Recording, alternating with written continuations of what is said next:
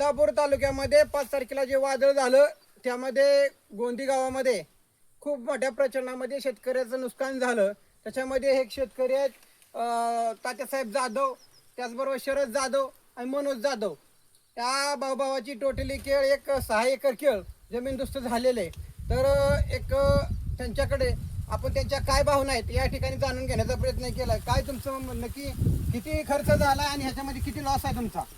6 acre केळ होती आपली, एकरी 2 लाख रुपये खर्च झालाय. मग आता आमची एवढीच अपेक्षा आहे की शासनाने आमचा खर्च तरी द्यावा. खर्च द्यावा एवढी तुमची अपेक्षा आहे. आता एवढ्या मोठ्या प्रमाणात खर्च झालेला आहे, लॉस तर तुम्ही बघताय कशा पद्धतीने. कॅमेरामॅन कडे शूट करा.